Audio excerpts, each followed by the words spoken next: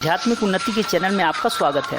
मित्रों, मैं आपको एक ऐसी गोपनीय क्रिया बताने वाला हूं जिसे आप अति दुर्लभ क्रिया कह सकते हैं, जो कि अब तक आपने सुना नहीं था, देखा नहीं था, जाना नहीं था।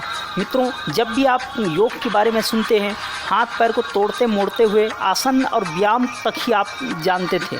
मैं आपको जो हिमालय की कंदराओं में रहने वाले साधु संत हैं, उनसे मैंने जाना था, वो विधि आपको मैं बताने वाला हूँ, जिसे हर मानव को, हर साधकों को जानना चाहिए। मित्रों, इस विधि को करने से आप श्वास लेने की क्रिया जान पाएंगे। इस विधि को करने से, इस क्रिया को करने से आप जान पाएंगे कि वास्तव में हमारे अंदर जो शक्ति छिपी है उसे जागृत कैसे करते हैं। देखिए मित्रों, जब तक विचारों में नियंत्रण नहीं होगा, तब तक एक सामान्य मनुष्य की तरह से ही जीवन यापन करते रहेंगे। जिस दुनियादारी के लिए, व्यापार और समाज के लिए बुद्धि के द्वारा विज्ञान की प्रगति हो सकती है, परंतु बुद्धि पक्ष अपने आप में संपूर्ण मानवता को विकास नहीं है।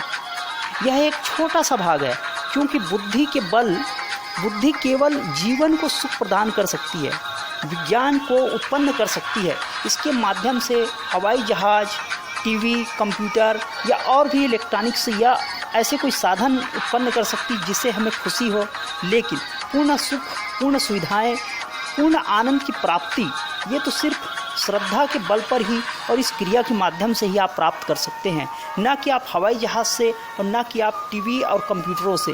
देखिए मित्रों, विज्ञान से पूर्ण आनंद की प्राप्ति हो ये संभव नहीं, क्योंकि आपने भी देखा होगा, जिनके पास रुपये हैं, जिनके पास में ये साधन है, वो पूर्ण तरह से आनंदित नहीं है। जबकि आपने देखा होगा, झोले लेकर या एक सिर्फ अपने लंगोट में बैठे हुए संत को आपने देखा होगा कि वो ऐसे कोई क्रिया जानता है, ऐसे कुछ युक्ति जानता है जिसके माध्यम से पूर्ण आनंदित है। वो युक्ति मैं आपको बताने वाला हूँ, लेकिन पूरी वीडियो आप देखिए, तभी आप इस बात को आप समझ पाएंगे कि वास्तव में वो क्रिया क्या है। मित्रों, मैं इस युक्ति को आपको बताऊंगा, लेकिन इसके लिए आपको समझना होगा अपने मानव मस्तिष्क को। आपको करना होगा इस क्रिया पे श्रद्धा, पूर्ण तरह से श्रद्धा और पूरी तरह से विश्वास। मन की तृप्ति तभी आप आध्यात्मिक चिंतन के द्वारा प्राप्त कर पाएंगे। आध्यात्मिक विचार केवल श्रद्धा के द्वारा ही प्राप्त हो सकती है। इसका मतलब श्रद्धा को आपको बढ़ाने के लिए गुरु, इष्ट या ध्यान और धारणा की जरूरत पड़ेगी। मित्रों, जहाँ एक विचार उठा और दूसरी उठने वाली है, उसके बीच में टिके रहना, ये आपको, या आप ये समझिए कि विचार शून्य मस्तिष्क बनाना, इसे आप योग कह सकते हैं, ना कि सिर्फ आसन व्यायाम को। ये एक पहली प्रक्रिया थी जो कि आपको उस समाधि और उस क्रिया योग के आपके अंदर उतरने के लिए। संसार की सबसे जटिल और कठिन मशीन मानव मस्तिष्क है, और यह मानव मस्तिष्क हर समय गतिशील रहता है। विचारों से, भावनाओं से ऐसा कोई समय नहीं है मित्रों जब दिमाग में हमारे कोई विचार ना उठे। ये हर क्षण उठते ही रहता है और बोझिल हो जाता है, जिससे हम अपनी शक्ति को जागृत नहीं कर पाते, जिससे हम पूरी तरह से समझ नहीं पाते कि उस आनंद की अनुभूति को और उस क्रिया योग को या फिर उस परमात्मा की आनंद अनुभूति को। विज्ञान के अनुसार मस्तिष्क एक सेकंड में हजारों विचारों को जन्म देता है और छोड़ देता है। प्रश्न यह है कि मस्तिष्क पर इतना बोझ है, उसे हम कैसे नियंत्रित करें, इन हजारों विचारों को कैसे रोकें और कैसे उन शक्ति को जागृत करें जो हर किसी के अंदर मौजूद है। एक सामान्य मनुष्य को सांस लेने की क्रिया का ज्ञान नहीं है मित्रों। वह उथली सांस लेता है, वह जो सांस लेता है वह केवल गले तक ही जा पाती है। जबकि पूरक का तात्पर्य है, यानी आपको पूरक करनी है। पूरक का तात्पर्य है कि जो श्वास हम लें वह नाभि स्थल तक पहुँचे, जिससे नाभि स्पंदित हो।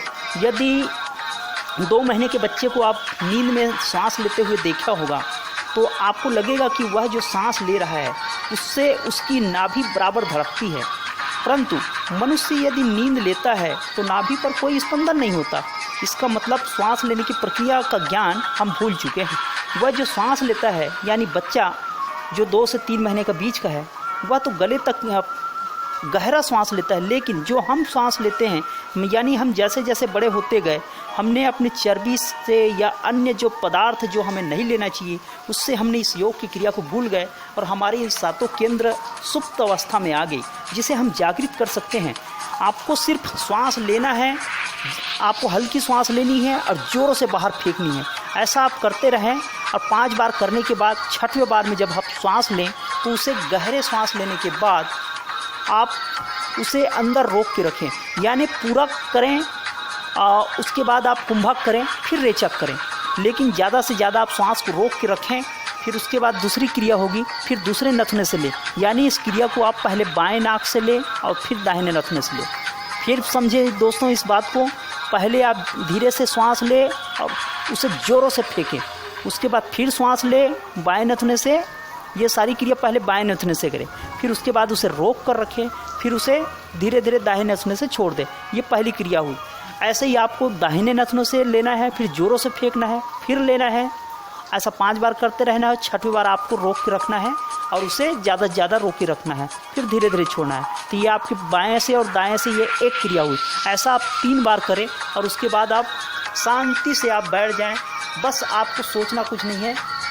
आपके जो मन में प्रश्न उठ रहे हैं या जो भी बातें उठ रही हैं उसे दृष्टा बनकर मित्रों, क्रिया योगी जब इन क्रियाओं को करने के बाद शांत मन जब बैठता है तो उसे पहली अवस्था आप मान लीजिए जिसमें उसे व्यक्ति को ज्ञात होता है कि वो स्त्री है, पुरुष है, कौन से जाति धर्म का है, मुस्लिम है, ईसाई है, सिख है। उन्हें अपने बारे में पूरी बात पता होती है, लेकिन उसे यह भी ज्ञात हो जाता है कि जो आनंद की स्थिति है वह सिर्फ और सिर्फ ध्यान समाधि से ही प्राप्त हो सकती है, इस क्रियाओं से प्राप्त हो सकती है। लेकिन मित्रों, मैं आपको इस क्रिया योग की दूसरी अवस्था बता रहा हूँ।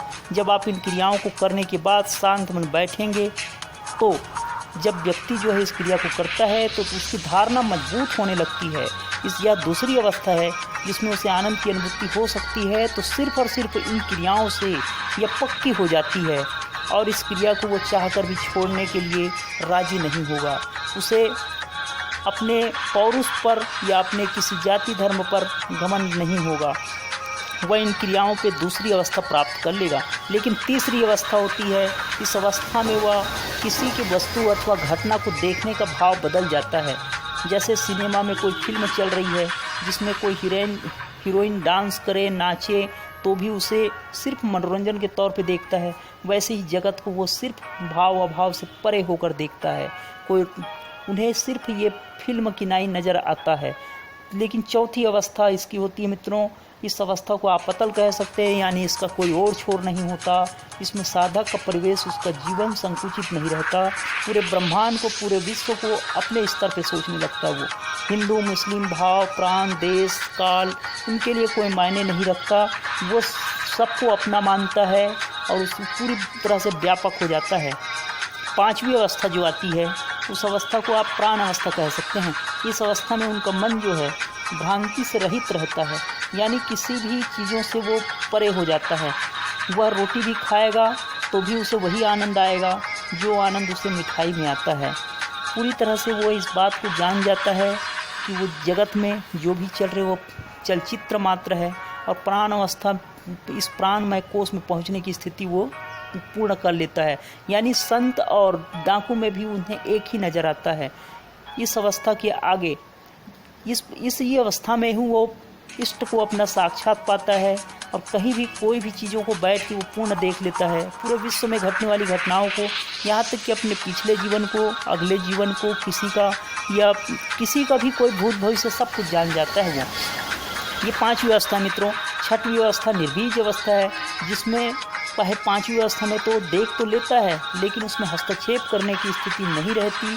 उसमें ईश्वर की जो बनाई कृति है वो जान जाता है, पर उसे वह विरोध नहीं कर सकता। किसी के जीवन में कोई गलत हो रहा है उसे वो रोक नहीं सकता, पर इस अवस्था में आकर वो रोक सकता है। वह इसी अवस्था में पूर्ण गुरु बनने की पात्रता रखता है। वाल्मीकि जैसे डाकू को भी वो इस अवस्था में आने के बाद, ये 6वीं अवस्था है जिसमें वो उसे संत बना सकता है। 7वीं अवस्था बता रहा हूँ मित्रों, ये ध्यान की अंतिम और सर्वोच्च अवस्था है जिसमें वो सिर्फ दृष्टा रहता है, साक्षी रहता है। वह हस्तक्षेप करना चाहे तो भी नहीं करता, उसे इच्छा ही नहीं उठती। वो पूर्ण आनंद स्वरूप रहता है जिसे वाणी से नहीं कहा जा सकता। अगर वो पर उनकी जो दृष्टि जहाँ भी जाएगी वह वाल्मीकि जैसे डाकू को भी एक संत बना सकता है।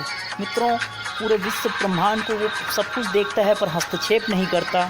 छठवीं अवस्था में हस्तक्षेप कर सकता था, लेकिन इन सातवीं अवस्था में वो पूरे विश्व को देखने के बाद भी, हर घटनाओं को जानने के बाद भी हस्तक्षेप नहीं करेगा, क्योंकि वो पूरी तरह से जान गया कि माया मात्र है और वो पूर्ण आनंद की स्थिति में रहता है। मित्रों, आपने इस वीडियो को पूरा देखा तो धन्यवाद, और आप इससे फ़ायदा उठाएं और हो सके तो लोगों तक भी शेयर करें। सब्सक्राइब और लाइक करना ना